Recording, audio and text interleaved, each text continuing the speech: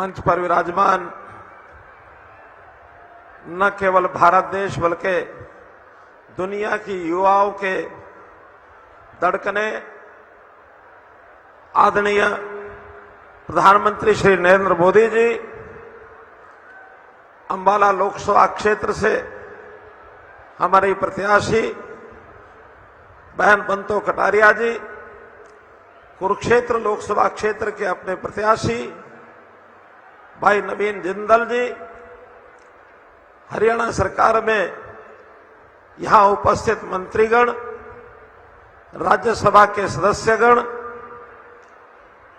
सभी हमारे मंचासीन अन्य नेतागण, आज बड़ी सभा में उपस्थित हमारी मातृशक्ति, बुजुर्गों, नौजवान साथियों, मैं आज हरियाणा के 2,82,00,000 लोगों की ओर से माननीय प्रधानमंत्री जी को राम राम कहता हूं, आप स्वीकार करें।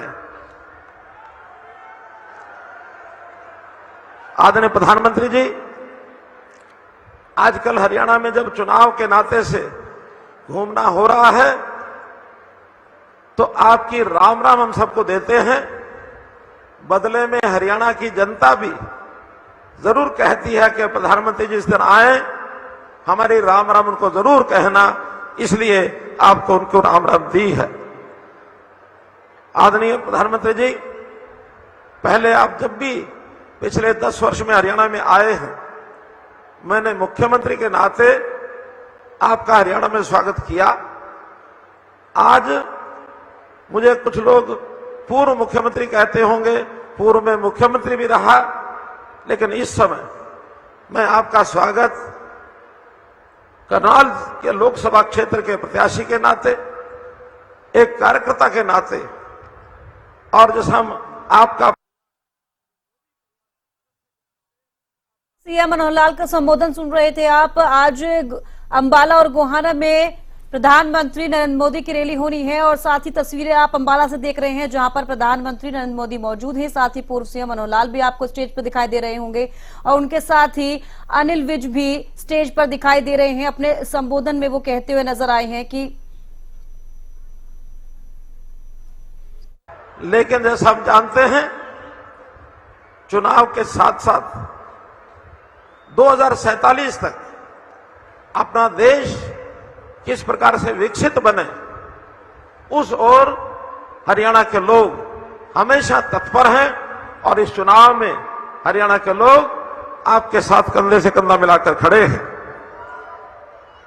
लोगों को जब आपका नाम आता है तो इतना उत्साह और उमंग उठता है, ऐसा मानते हैं जैसे मोदी जी स्वयं उनके बीच में आकर खड़े हो गए हैं।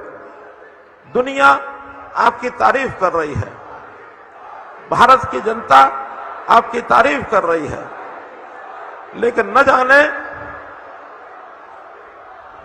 न जाने ये कांग्रेस के लोग आपकी आलोचना लगातार करते हैं, कुछ ना कुछ उल्टा सीधा बोलते हैं। इस बात का इस प्रश्न का उत्तर मुझे गांव में जाने के बाद मिला। आदरणीय मोदी जी, जब गांव में कोई कांग्रेस का व्यक्ति किसी गरीब घर में जाता है तो वहां गरीब घर के बाहर दरवाजे पर लिखा होता है प्रधानमंत्री आवास योजना। व्यक्ति पढ़ता है, उसको लगता है कि मुझे अंदर जाकर के अपना प्रचार करना है। जैसे वो अंदर जाता है तो स्वाभाविक है उस व्यक्ति को, घर का वह गरीब व्यक्ति उसको बैठाता है, पानी पूछता है। जब पानी लेके आता था तो उसको आभास होता है कि नल से जल के माध्यम से जो पानी दिया गया है वो मोदी जी के द्वारा दिया गया है। जब वो छत की ओर देखता है तो जब पंखा चल रहा होता है और बल्ब लगा होता है, उस समय फिर से वो परिवार का व्यक्ति याद कराता है कि मोदी जी ने दिया है। और जब वो व्यक्ति चाय पूछता है तो चाय से इतनी चिढ़ है कांग्रेसी आदमी को कि उसकी भ्रुकुटें तन जाती हैं। और जो व्यक्ति देखता है कि कोई बीमार एक आदमी घर में, उसका हालचाल पूछ लो, वो बीमार व्यक्ति कहता है कि मेरा इलाज अस्पताल में हुआ, कोई पैसा नहीं लगा और ये मोदी जी का जो आयुष्मान कार्ड है उसका लाभ मुझे हुआ है। आखिर वह कांग्रेस से परेशान हो जाता है। परेशान हो जाता है तो जब जाने लगता है तो बड़ी विनम्रता से वो गरीब भाई बाहर जाते हुए उस व्यक्ति को हाथ जोड़ करके कहता है, राम राम भाई साहब। अब जब राम राम कहता है तो फिर से उस आदमी को ध्यान में आता है कि मैं तो अपने खाली हाथ लौट रहा हूं, ये तो मोदी का आदमी है। तो इस प्रकार से ये कांग्रेस से लोग परेशान हो जाते हैं। इनके परेशानी के कारण बहुत है। दुनिया में आपने करके दिखाया, इस देश की ऐसी बड़ी बड़ी समस्याएं जिनको चुटकियों में हल किया, चाहे वो 370 हो, चाहे राम जन्मभूमि मंदिर का मुद्दा 500 साल पुराना हो, वो सब हल हुए। न केवल देश के लोग आपको शक्तिशाली मानते हैं, बल्कि दुनिया के सब बड़े नेता उनके यहाँ की समस्याओं को हल करने में भी आपसे परामर्श करते हैं, आपसे सहयोग मांगते हैं। तो इस नाते से मैं तो आपको यही कह सकता हूं कि आज कांग्रेस के लोग हताश हैं। हमारे हरियाणा में उनके मन में एक बौखलाहट है, हार की बौखलाहट। दूसरा, वो जानते हैं कि जो मोदी जी ने 10 साल में कर दिखाया, कांग्रेसी उनकी हीन भावना ध्यान में आती है कि 55-60 साल में भी वो नहीं कर सके हैं।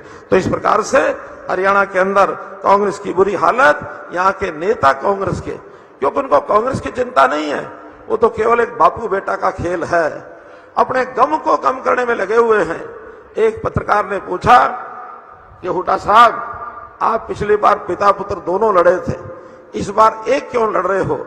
उत्तर तो नहीं दिया, लेकिन हम अनुमान लगाते हैं कि पिछली बार उनका के बापू बेटा दोनों हार गए थे, 2 का गम उनको हुआ, 8 तो वो भूल गए जो हारे थे।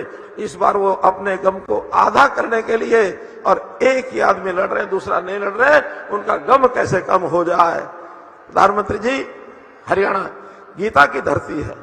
हरियाणा के लोग सत्य असत्य, हरियाणा के लोग न्याय अन्याय, हरियाणा के लोग धर्म अधर्म, इसको अच्छी प्रकार से जानते हैं, पहचानते हैं।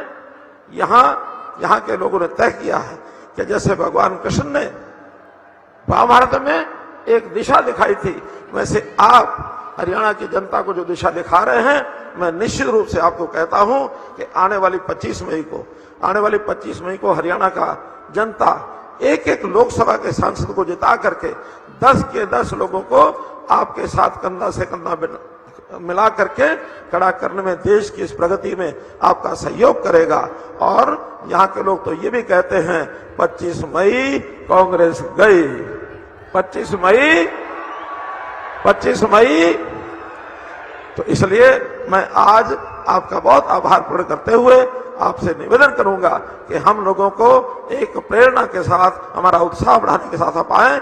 निश्चित रूप से इस सप्ताह में हम लोग आगे बढ़ते हुए 25 मई के इस मतदान में ज्यादा से ज्यादा भारतीय जनता पार्टी के मत डाल करके 10 लोकसभा के और 1 विधानसभा, जहां हमारे मुख्यमंत्री करनाल विधानसभा में चुनाव लड़ रहे हैं, 4 जून को 11 कमल के फूल खिला करके जरूर आपको समर्पित करेंगे। बहुत बहुत धन्यवाद, बहुत बहुत आभार।